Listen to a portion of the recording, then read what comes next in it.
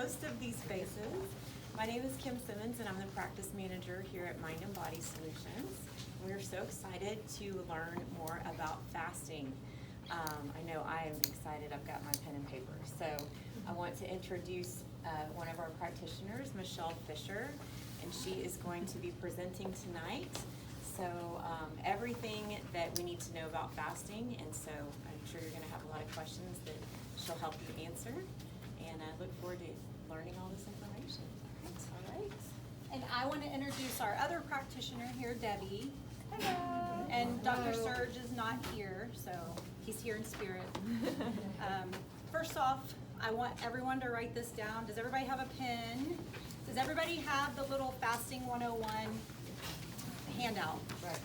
Okay. Wellness practices become more powerful when you work with your biology, not against it. Everybody write that down.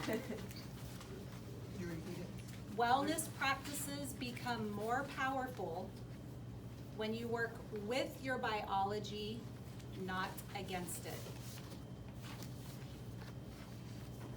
I probably should have had like a little board, but I feel like this hits all the learning styles. You're hearing it, you're writing it, you're seeing it, because this is an important factor in fasting.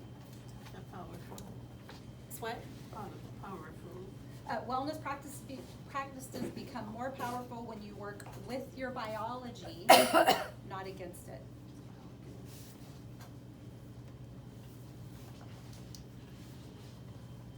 Okay, so how many people here, raise your hand if you have fasted before? Wow. For how long? Awesome. So, that's impressive.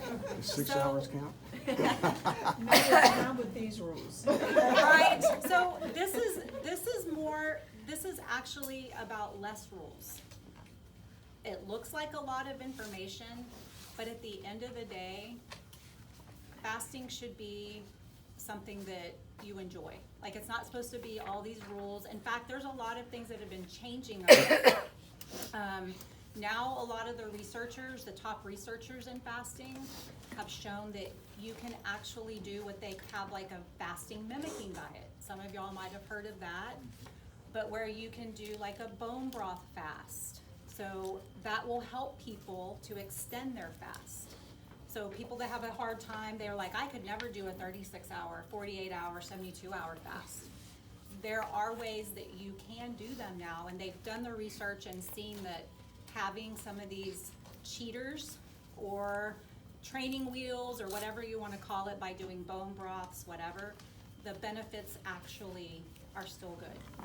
So, and some of that has the information in there.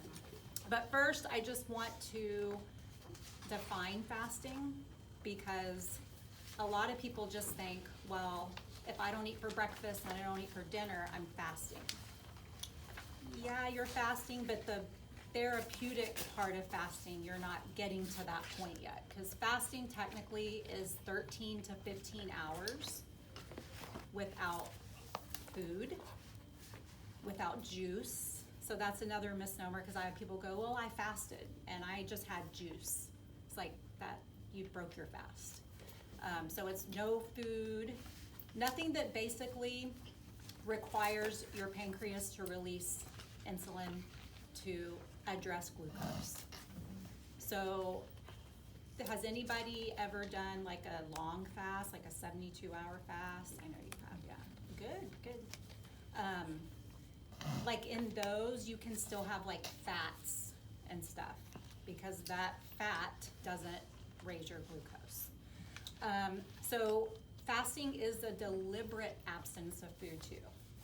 That is a very important thing to reiterate, because a lot of times we get rushed in our lives and we don't eat. That's not fasting. That's a stressed nervous system, not eating because you're rushed. Fasting should be a very deliberate, thoughtful process. It should never be something that is very forced or done on accident, because fasting is a healing state. A lot of people start fasting because they want to lose weight, yes, that can be a added benefit if done right. But the big part of it is you're thinking in a fasted state, you're in a healing state. So the longer you fast, naturally, the more healing can occur.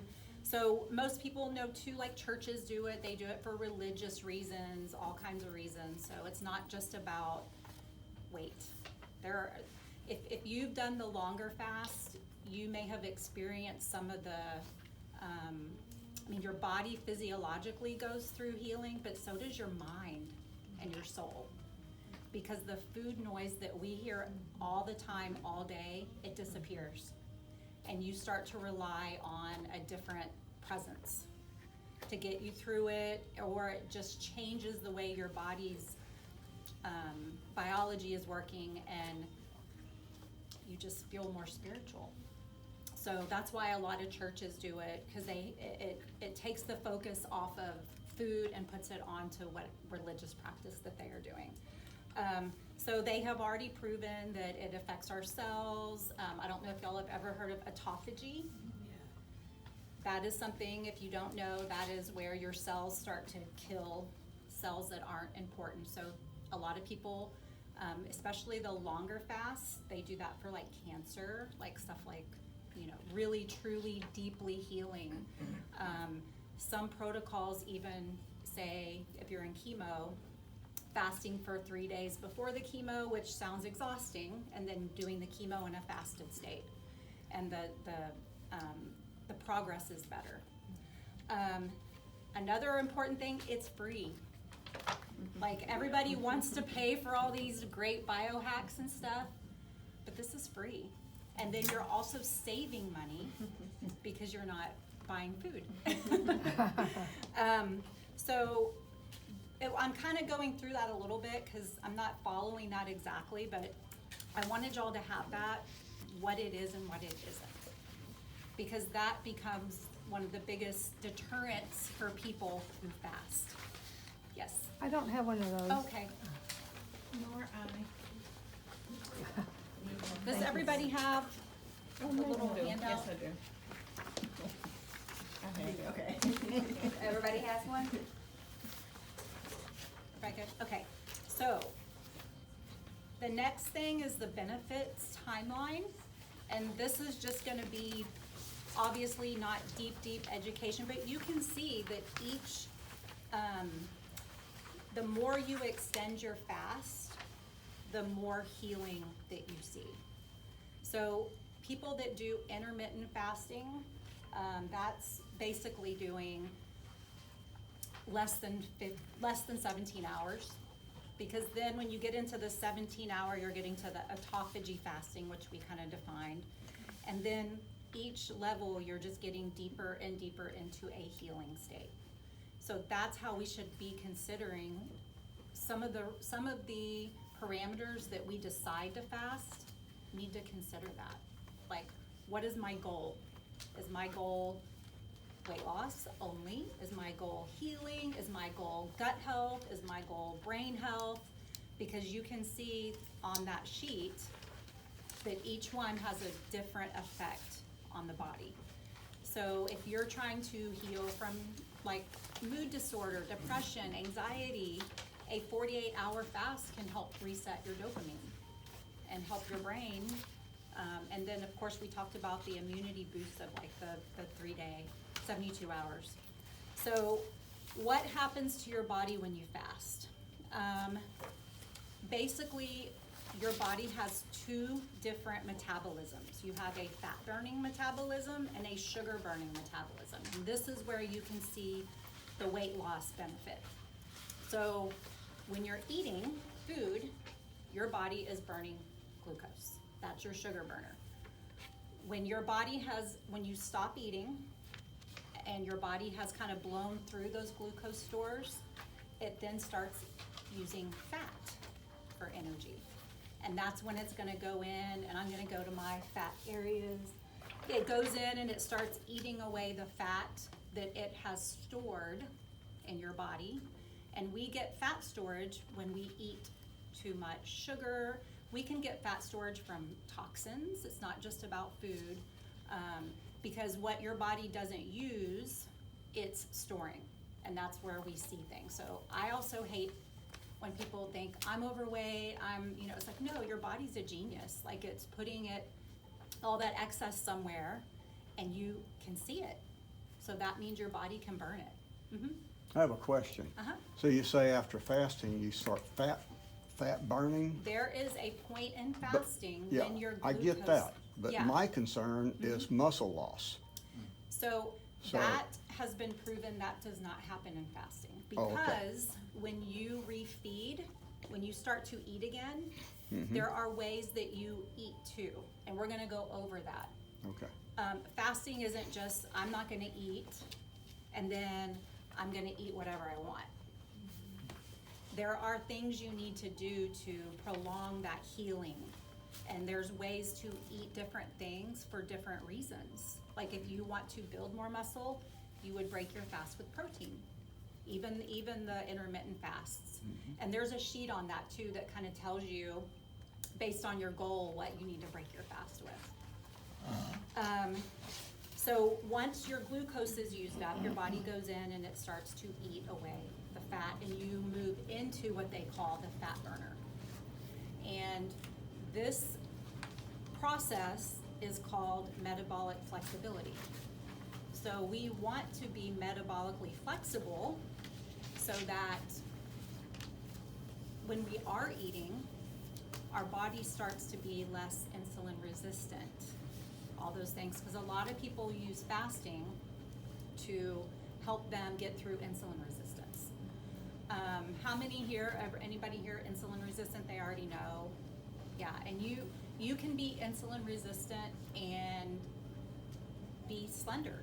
That's another misnomer, is people think, insulin issues are only for people who are holding on to more of their excess, but that's not true. I've seen a lot of insulin resistant people be very slender, even borderline diabetic, because their body is not metabolically flexible. How do you know? How do you yes. know if you're insulin resistant? Usually your blood sugar. I recommend anybody who wants to fast either get a glucose monitor, the one that you stick. There is a really good one if you're fasting that is called a Keto Mojo, because it also will test your ketones. So does everybody kind of know what ketones are? I know a lot of people know about the keto diet, and that's when you're doing really low carb and your body goes into ketosis. That benefit can also be gotten from fasting. And that ketosis is when your body starts to burn that fat for fuel. And you can actually measure with that Keto Mojo what level of ketosis you're in. And that's a good tool if you're gonna prolong fast. You should be measuring those, because there are times you need to break a fast, and that will come down to your blood sugar. If your blood sugar gets to like 40, you need to break your fast. If your ketones go above 6, you need to break your fast, because you can get into what they call ketoacidosis, and that is the word that scares people when they hear keto, is they think in their head, they've heard negative ketoacidosis, that when they're in keto, they're gonna get there. That is very uncommon. That is a person who probably should have never been fasting. They should have been looking at themselves metabolically first, because I think we all need to evaluate where we are before we just start fasting. And they probably should have never done a fast. But those are two things to measure. The other option is the continuous glucose monitor. And now, these used to be probably $500 or $600. Now they're like $50 for 2 weeks. And I recommend, just to learn your glucose habits, how you feel when your glucose changes, to invest in doing something like that, so that when you do fast and you don't have it, you can gauge how you feel, because you've already kind of experimented with yourself. We But- actually sell them here. Yeah, we do. We sell the Lingo here. Do we still do $100 for 2 weeks? $100 Yeah, it includes an appointment, like kind of midway through with our nutritionist, so she can evaluate how your glucose and help you with like changes you need to make. Is there a needle in your arm for the Bolevo? So these don't these are not, they don't have needles. They have these little wires, and when you put it in, there's a needle that a little pushes catheter. the wire in, but what's left is just a little wire that goes into your interstitial fluids, which is a little bit different than your bloodstream. You feel nothing. If anyone's ever done it and you hyped yourself up, I did. I was hyping myself up like, oh my God, like, and then I just went, and I was like, oh my gosh, I felt nothing. So I have been wearing one for probably over 3 months, just because, and this is for our ladies, as we get into these perimenopause, menopause years, our blood sugar changes. Our insulin resistance changes. So I'm trying to track my hormone fluctuations to my blood sugar. And it does tell you a lot. You can really see like how if your hormones are struggling in that phase to balance themselves, insulin is gonna be one of those hormones. So I'm just using it to monitor. It's also taught me a lot. There are healthy things I thought great eating, and I ate it, and my blood sugar shot up so high. I ate watermelon, and it just blew my blood sugar. Another thing, juice. Everybody wants to drink juice because it's so healthy. It's not. It's a dessert. It's literally a sugar bomb. So these are the little things you learn when you can see like what your body's actually doing. And like I said, I like to do it too, because you can start to match how you feel. Like, how did I feel when my blood sugar shot up like that? Did I feel lightheaded? Did I get a headache? Did I get dizzy? Anything like that. And then I can go, okay, now if I'm not using it, I can use that to say, okay, I'm feeling that way. I probably need, to check my blood sugar or something. So it's when you get to that ketosis part that the healing starts.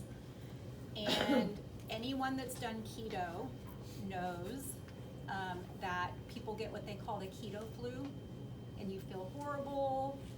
That typically does not happen with fasting if you're doing it right. If you're doing your electrolytes, so that's another tool I recommend if you are going to be fasting, that you make sure you have good electrolytes and minerals, because you will need those so that you aren't getting the headaches and that all those little things that they call the keto flu, because that's your body shifting. The problem with keto is a lot of people, when they get the keto flu, it's because their body, it's really more of a carbohydrate detox than the ketone thing. And with fasting, you really shouldn't have that much of a carb detox. But that being said, I do recommend for people who want to do longer fasts, kind of do some groundwork first. Start lowering your carbohydrates. Start kind of preparing your body for the not eating part. Does anybody have any questions so far? Okay. I have one to tack on to what he had said. I've done fasting and Keto Mojo and all the keto and all that stuff. Question is, what are your opinions on working out while fasting? I used to intermittent fast all the time. I always worked out fasted, and that worked for me before Yes. menopause slammed me into a wall. Yes, and there's a reason for that. Yes. Yeah. And so I wanted to know your opinion, because there's a bunch of different ones out there. Once you've gone Right. through menopause, do not fast work out, do fast work. There's a lot of, I just want to know. what your And that's an N of one. Everyone's unique. Okay. So, Okay. when we get to that stage as women, we are under a lot of hermetic stress anyway. If we add hermetic stresses, which hermetic stresses are just something that stresses your body out and your adrenals respond. Exercise is a hermetic stress. Fasting is a hermetic stress. So you can see we already have one, well, we're gonna add another, now we're gonna add another, and it sends our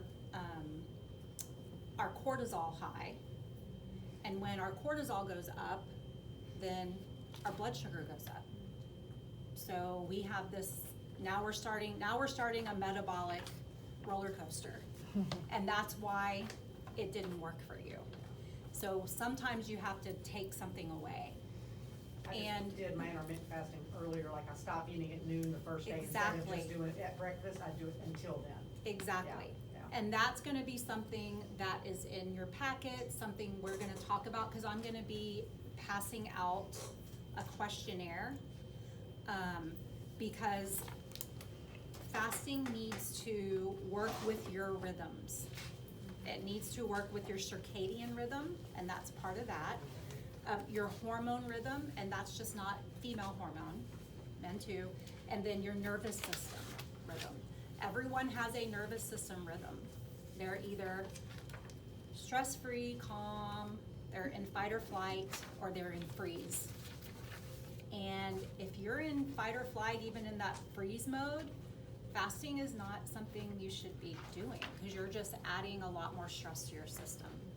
And we'll pass out the questionnaire later, because it's not something I want you to fill out here. It's just a personal guide. It's just gonna be a questionnaire, fill it out. It is gonna tell you kind of where you are, where your nervous system is, and a path, which that's what I like about it. It's a path out of it, so that you can get your nervous system in a place where you can fast. And then, kind of like the quote that I gave you earlier, this is gonna circle back to this, is all of these things we hear about, fasting, supplements, cold plunges, therapies, all these things, there is a time and a place for them. So we don't wanna be just doing them. We wanna make sure that our bodies, our biology is in a place that it's working for us. Because if it's not working for us, it's working against us. And I've heard more and more people say, well, I tried to fast and I couldn't, so I can't fast. There is no person on this planet whose body technically can't fast. We do it every day. We fast from dinner to breakfast. It's just not super long. If your body can't fast, there's something wrong that needs to be fixed before you go into those fasts. So there's so many little nuances. If y'all have questions like outside of here for specifics, just let me know. So we talk about fasting and we talk about the benefits, so I'm gonna go over some of the benefits. And this can be a long list, so stimulating growth hormones, which most of us know. Triggering autophagy, which we talked about, that's the cleaning up your damaged cells. Stem cell regeneration, which is amazing, and that's when you're getting into those longer fasts. Stabilizing blood sugar. So like I said, if your body is trying to switch between sugar burner, fat burner, and you teach it that it can do that, that's helps stabilize your blood sugar. Immune, depression, anxiety. So the weight loss comes with the improvement in metabolic function. It's not a product of eating less. I personally, and all the research I've done, I don't believe in calories in, calories out. It's what your body does with those calories, how your body's metabolizing those calories. That's just like, a teenage boy can probably eat 10,000 calories of junk food and he's still skinny because his metabolism is in a different place than us adults. So we have to be mindful of that, like where are we metabolically? Because if you are stressing your system out and you're doing it for metabolic benefit, you're defeating the purpose. Because now you've changed your body's response to, your blood sugar goes up, even if you've done nothing. So I don't know if you've ever worn a monitor, you can see your blood sugar go up from stress.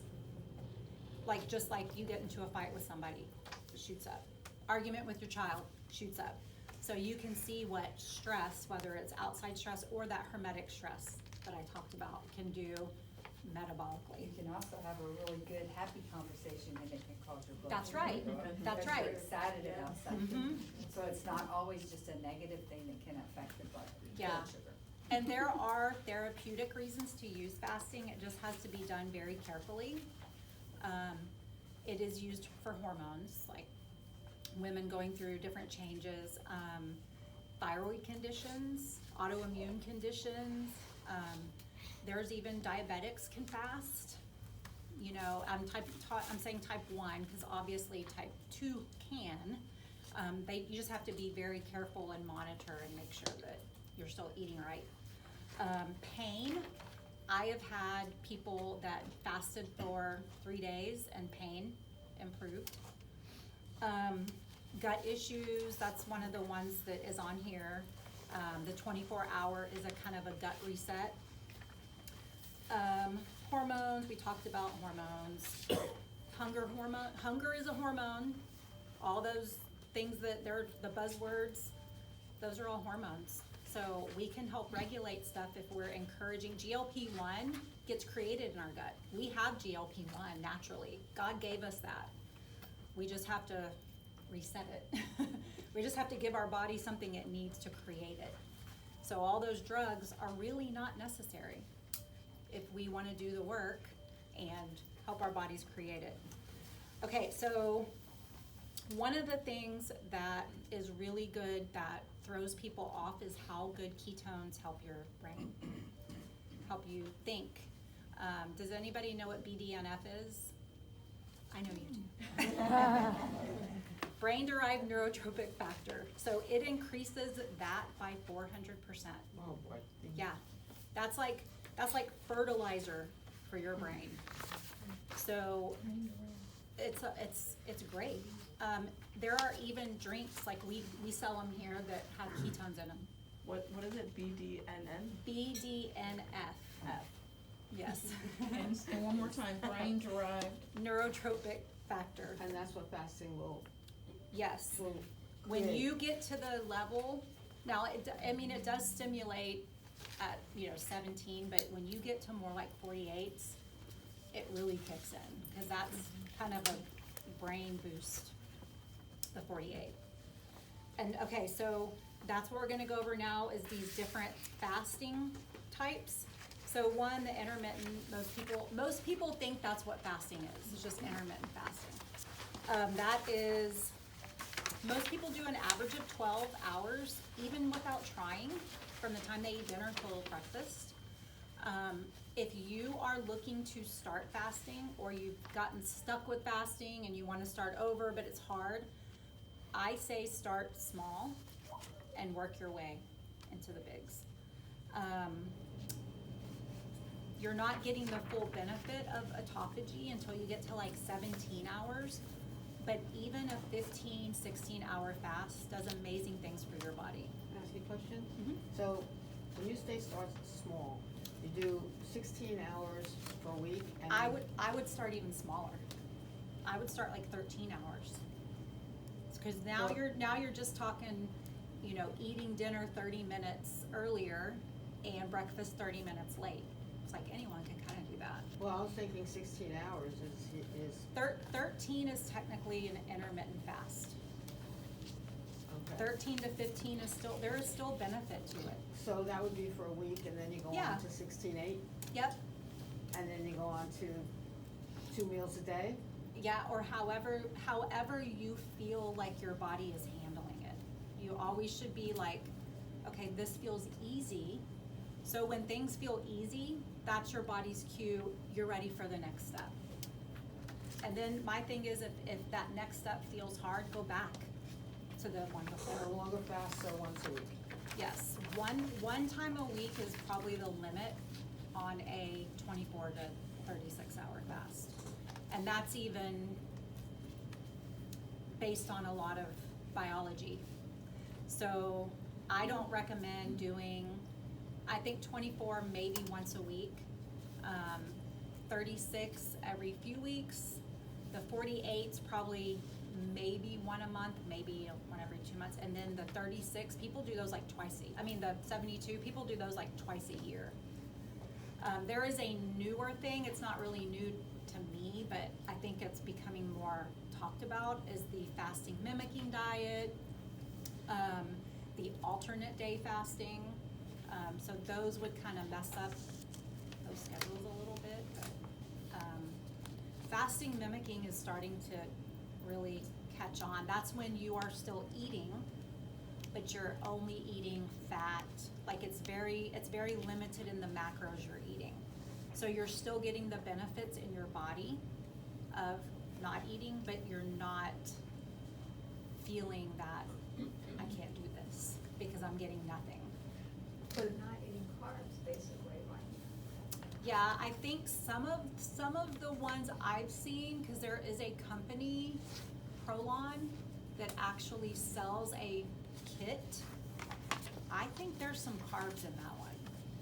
But on your own, like you can do bone broths, olives, MCT oil, like you can do some fats and stuff.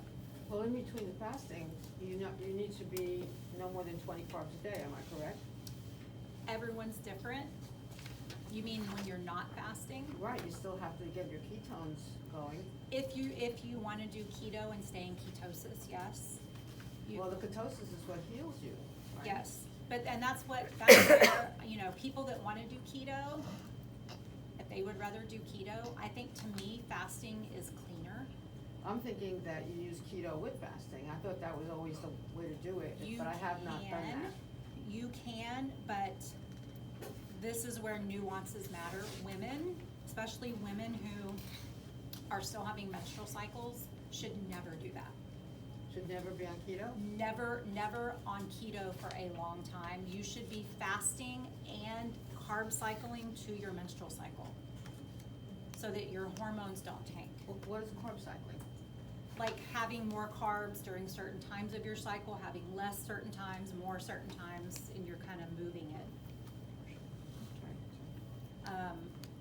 That's one of those like very personal things that, we could talk one-on-one for people, but that's why I started the whole thing about your biology.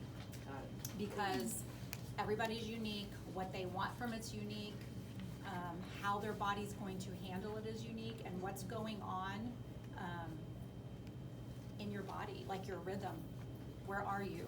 And that's one of the slides I put in there too, was about before you start, check those things. Check where are you hormonally? Where are you in your circadian rhythm? Are you sleeping good? There's a lot to it. Then the autophagy, and that's where we're kind of getting to that 16, 17 hour fasting. The dinner to dinner, which is 1 meal a day. Some people have heard the OMAD, 1 meal a day. Dry fasting, I'm not recommending dry fasting because that is something that you really have to know what you're doing because you don't have any water. Yeah, it can be dangerous. You would want to be like a very experienced faster to do that. But there is a lot of research on that, specific with inflammation and the increase in BDNF that we talked about. And that would be something people would only do like once a year, I think, if they were truly trying to work on things and monitoring themselves. Then you can do the 36 to 48 water fasting. Water fasting is what we're normally doing. And then the big 3 to 5 days.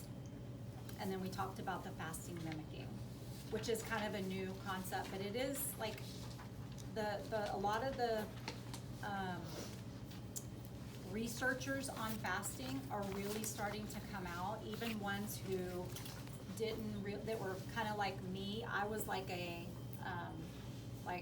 I'm brutal. Like, some people are like, I can do this on a fast. I'm like, no, you have nothing but water and coffee.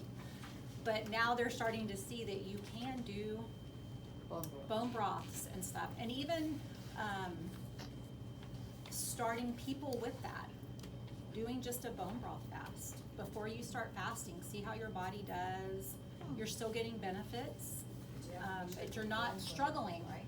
You have to make sure it's a Yes, Because definitely. not all Baba broths are clean. What Yeah. does it mean if you're going to a? Like organic. H-E-B or something? So if you're going to, if you wanna turn around and look, does it have any sugars in it? Right. Does it have any carbs in it?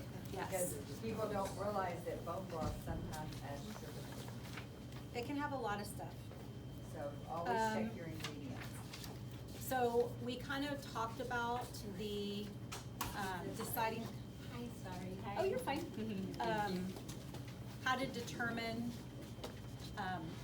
how you can fast. And we talked about women and their hormones, that needs to be a factor. We also need to make sure, and we're gonna, let me pass out that.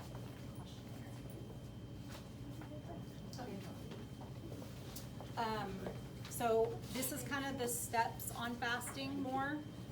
First, you're gonna create a window, and this is a big, and a schedule. This can be where people get stuck.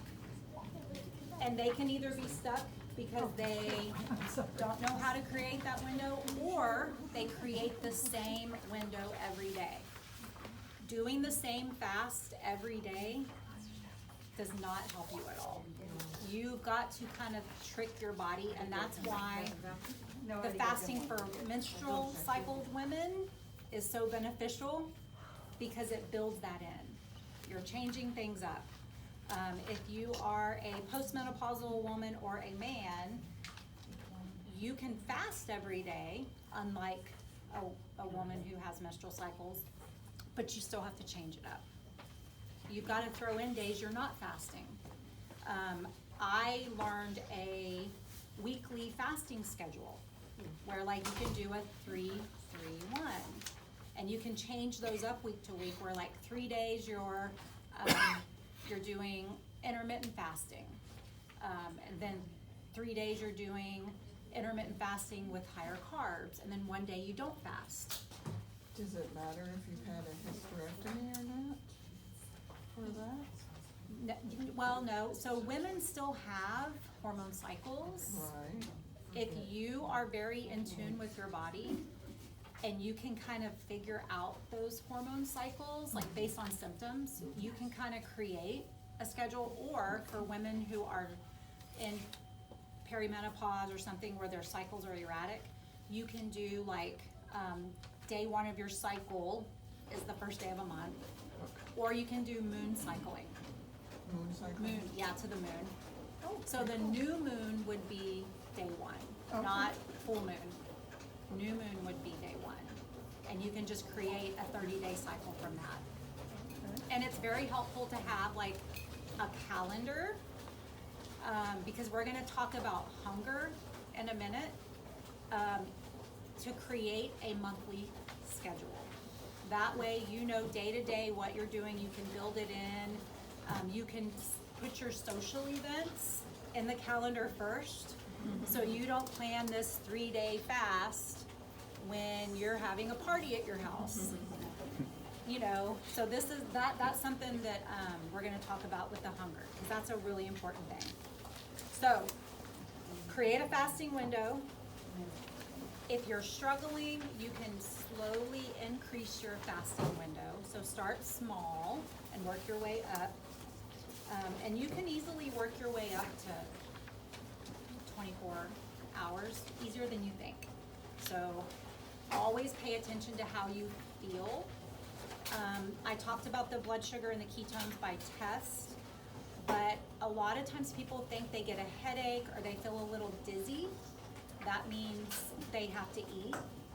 That can just be dehydration if you're not doing minerals and stuff. So always start there. I learned that you should break your fast if you feel heavy limb. So I've been dizzy, I've gotten headaches, but I knew but I don't feel off. I have also though felt that heavy limb, so I know exactly what it feels like. Literally, you feel like your arm weighs 1,000 pounds. You should break your fast. So pay attention to your body's cues too. Okay, we kind of talked about it with the how to break your fast. The way you break your fast is just as important as how long you fasted. A lot of people wanna not eat, and then they go crazy. And I've been there, where you're just so hungry, you're trying to find everything to eat, and you will eat anything. That is a mistake. People will have bowel issues. I don't know if anybody has, even sometimes if you fast for like prolonged fasting, you'll have loose bowels, and that's normal. It's your body just gonna detoxing. But what you don't wanna do is spend all that time fasting and then go crazy on the carbs. Because then you have just dysregulated your blood sugar to the point that you kind of messed up all those benefits. And that's, I think, something we crave because we're so used to, or we've learned, like, we fasted, we did this benefit, and now we can do whatever we want. A lot of people were doing that when fasting first started getting popular, was I can fast and then I can eat how I want in my eating window. But now they're learning that the way you refeed yourself matters just as much as what you're doing, and you should still just try to eat clean. Try to focus on the order of food. So when you break a fast, and this is just a shorter fast, which to me is 24 hours or less, you start with fiber if you know you're trying to work on your gut. You start with protein if you're trying to build muscle. If you're trying to keep the gut microbiome good, you start with probiotics or fermented foods. But the way that you introduce food again is very important, and I put a chart in there because it's that important. If you're breaking a fast that's over 24 hours, you need to do the 4-step process. And I put that in there too, and it explains everything. Make sure you do at least 30 minutes between steps. And if you get to the next step and you start to have tummy problems, like your stomach hurts, something, you go back to the step before, and you do that for a little while longer. So for example, if you did a 36-hour fast and you did the bone broth, you felt great. An hour later, you moved on to the probiotic foods, you felt great. You waited an hour, and then you went on to the veggies, and you started not feeling good, you go back to the step before. There is no reason why you can't go as slow as you want. I think that's even more beneficial. Stay on the bone broth for half a day if you want. I know you're gonna be starving, but ideally, you won't be. Because the more you fast and the more you build that fasting muscle, the less your body is screaming. Because it knows it's gonna get food, and it knows it's healing. So now I wanna talk about the types of hunger. Because that is gonna be one of the biggest reasons that people think they can't fast, is because they start to feel hungry. There are 3 kinds of hunger. We have physical hunger. That's when we actually feel, I'm hungry, my stomach's growling, it needs food. There is reward-seeking hunger, and that is more like emotional hunger. So we're looking for dopamine. It's more of an emotional hit for food. And I did put these in here, right on the last page, the before you start. And then there's the conditional hunger. And that's where we eat based on conditions. Like, it's noon, I'm supposed to have lunch. It's 6, I'm supposed to have dinner.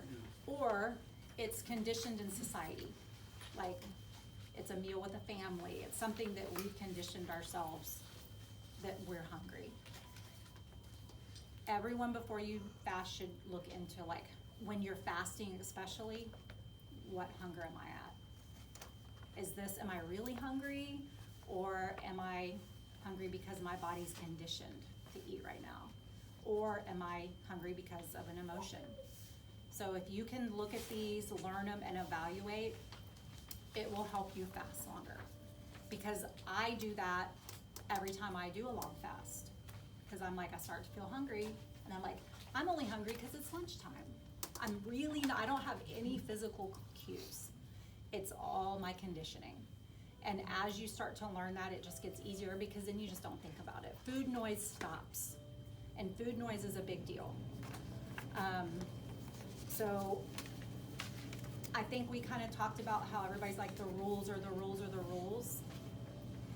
Fasting doesn't have to look perfect to have value, because everyone is unique. And I personally, I always underset my goal. Like, I'm gonna fast for 24 hours. And then as I get closer, I say, you know what? I'm not really hungry.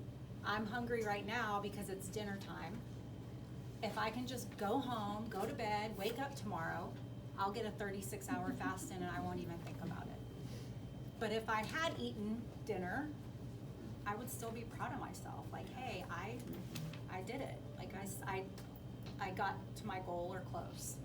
So always think, and that could, maybe that's just me, but I always set my goal less than, because that's my personality, is I know how I push myself better. I don't push myself great if I have this like crazy goal that I'm gonna feel like a failure. I'm better at, and that's when I exercise too. I do the same thing. Like, I can do 20 squats, and then I do 20, and then I'm like, I can do 10 more. So that's another like little trick to fasting that I learned. You really just want to focus on finding the approach for you that supports your body and works with your real life. That's why I said creating a schedule is important, because you don't want to be committing yourself to a fast, long fast, when you have a party to go to or something. And it can be done if you're, that strict on yourself. I've done it. I mean, at work, when I'm fasting, and they're like, hey, you want to try this? Nope, but you can't. Fasting. So I've cooked dinner. I've cooked a whole like gourmet meal for my family while I was fasting. Couldn't taste any of it, but it's not. I never felt deprived, and that's the other thing I talked about the food noise. Our society is so used to eat, and this for me helped stop all that. I started focusing on, do I really need to eat? How do I feel? What is my hunger? And that's why that nervous system questionnaire is going to be good, because if your nervous system isn't in the right place, those hunger noises are going to be different. And there's even a part in there that talks about food and where you are in your nervous system, like what stage it's in. Another thing that people don't think about is their microbiome. So if you're having blood sugar issues that are affecting your body's ability to switch and fast and feel good on it, your microbiome needs some work. So maybe you need to work on your microbiome before you start fasting, because your microbiome dictates a lot of your blood sugar response. You can be eating clean, and if your microbiome's off, you're gonna see like, oh, hey, my blood sugar spiked really hard on that for no reason. Learning that your body is always gonna communicate, and we teach that here. Most of y'all are patients. We always talk about how symptoms are just a language that your body is using, and learn to listen. But when your body is communicating, you need to trust what it's saying, and that's something I think fasting helps people do, because you really start when you're not eating and you're not focused on my next meal, all that work. You start to learn more about your body, what it's saying, what it's doing. So, does anybody have specific questions or? So you do not take supplements during the fast? So the rule is 36 hours and longer, I avoid supplements. everyone's free to do what they want. I personally think if you're gonna do that 36 hour, then you just give your body the break from everything. It's not gonna hurt you. So that's kind of my line. But Some even, people- but even in a shorter fast, don't take them while you're fasting. I do it all the time. Okay. I take, and I know we do for our patients, it's meals, you know, I don't follow that. If I'm not eating breakfast, I have my breakfast supplements. Oh, I do the same thing. Yeah, like, I mean, cause we typically, there are some supplements that work better with food. But in general, it's more of a guide because that is a schedule we already have. It's better to do your digestive enzymes with a meal. Yes. But your other supplements, it's easier for me to stay on schedule. Yes. If I take them and I know, hey, about this time of day, I'm taking them every day, whether I'm Mhm. fasting or not fasting. And so that's kinda how I do Yeah. mine. And I do both with my digestives. Sometimes I take them because some digestives have a benefit when you're not eating, different benefit. And then some of them, probably it's a waste Right. to do it Just if you're not always- eating, cause it's that's where breaking you're the on. food down in a different way. So that nervous system questionnaire, on your own, like, just fill it out. Like I said, it's got a lot of really good information to figure out, like, where you are, just biologically, to see if fasting is something that's going to be beneficial or it's not. Yes. So I have a question in regards to the microbiome. Mhm. If you are healing your gut and say you have yeast or parasites, is it fasting good to do? Is that in correlation with the microbiome as well? or- Yeah, I mean, yes. I mean, anytime you're gonna do gut work, it's going to help, I'm not saying eliminate, but a lot of our parasites and all that stuff, they're there because things are off. Your terrain Right, is off. If you can clean up your terrain, yes, you're gonna make it inhospitable right, for critters. right. And If you feel- I don't know where everybody is on the whole parasite conversation, but they're real. And if you've ever seen them, you know. And if you haven't, more power to you. Maybe you didn't look. But I have noticed personally when I've fasted, and I'm not necessarily doing a parasite cleanse, that things decide it's time to go. Because they're not getting what they want. And a lot of times the longer fast will do that. Because your body will just start purging. Our bodies are so intelligent. So intelligent. And if you think about it, back, I'm not gonna say caveman time, because I've gotten in trouble for that. Way back when, prehistoric time, people didn't eat. They naturally fasted. They had to wait until they killed the next animal or found the next thing of food. And then that was the beauty thing of it, is when they were starving and looking for food, that's when that brain power came in. So that they had the power, the brain power to go hunting, to go doing all that. And now that we have all this processed convenience food, we have completely lost all that. And there's no reason we can't go back to it. It's just kind of thinking, how did our ancestors do this? And they were healthy, and we are not. So I think there's a lot to it, and people sometimes confuse paleo with fasting, because that's how but paleo is more of a clean style of eating. So fasting with paleo, with some of the keto stuff, it's great, because if you think about it, that's how our bodies were created, to eat and not eat. God made our body perfect, and we have messed things up because we think we have to constantly be eating, and then we're messing with our microbiomes and those conditional things I said. And we think we have to be eating, so a lot of our hunger is microbiome driven because our guts are off, and just emotional and conditional. It's not true hunger. Because at the end of the day, with the food we have, with access to whatever we want, none of us truly go hungry. I mean, if we don't want to, we don't have to. If we wanted to, we could eat every 5 minutes because we have everything we need. So, there's that. That's what I even, I've been on a very long journey with fasting. At the beginning, and so I wanna say that because I want y'all to know it's a process. Like, don't think you have to get all of it right and do everything perfect. You kind of learn as you go.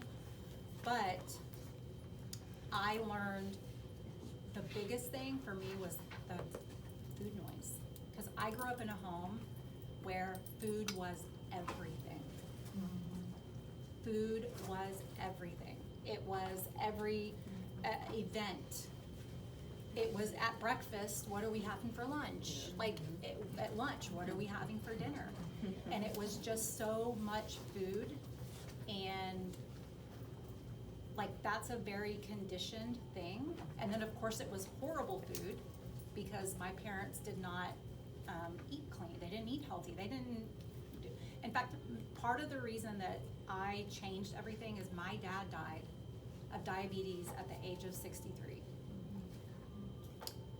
100% preventable.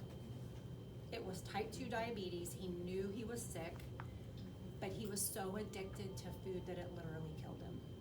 And I watched it. And I was just like, this, I don't understand it, you know? But then I realized, because everyone kept saying, it's genetic. I'm like, the only genetic component of this for me is I learned how to eat from my parents. And so I changed that. And I saw even the mistakes in trying to fix the diabetes, you know, was, oh, well, I'll just do all diet sodas. But I'm still gonna have 6 a day, you know, and that's not healthy. It's, I mean, it literally killed him. And I knew he was sick, he knew he was sick, but the food, that food, just, he couldn't stop. Yes? Yeah, I remember my mom at one point, and I even got me a juicer, but she juiced all this stuff, and I'm thinking all this sugar, she eventually developed type 2 diabetes. Yes, yes, because. Yeah. She thought she was doing something good. Absolutely, because fruit without fiber is sugar. Yeah. And when you juice, you remove all the fiber. Yeah. And that's one of the hardest things in clinical is getting people to understand that, because they're like, but it's healthy.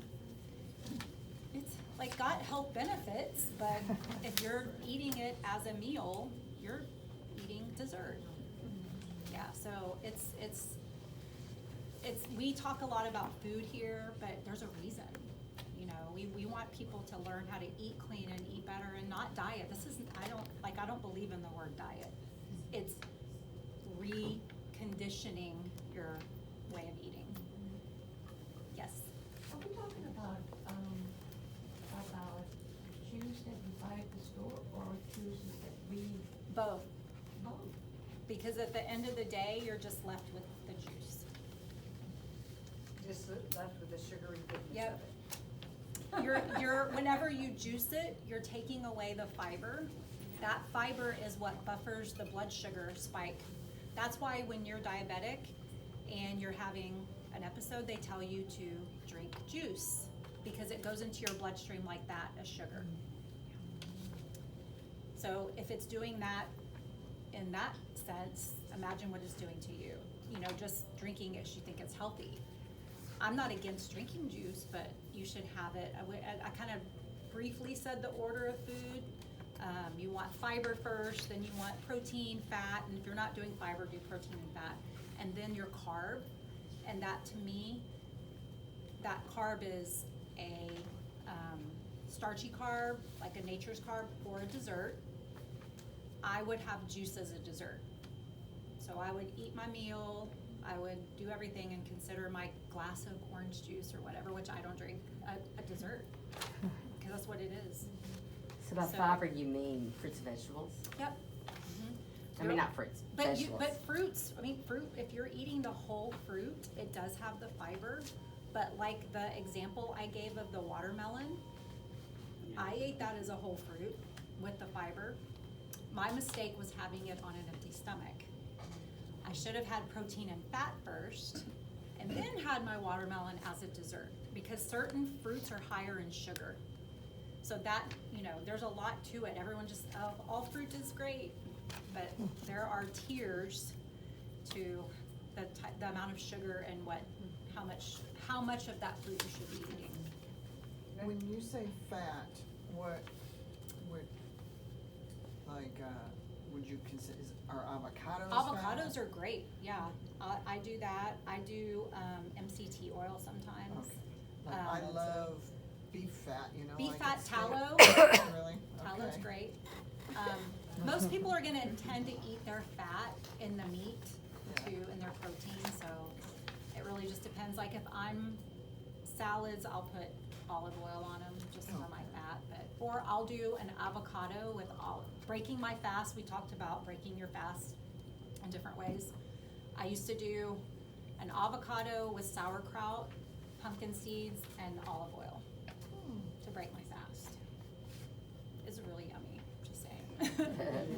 Now I'm always in a rush, which isn't smart, and I'll just eat an avocado. Or I am always purposeful when I break my fast. I never break my fast with like crackers or, like something carbohydrate heavy. It's usually protein.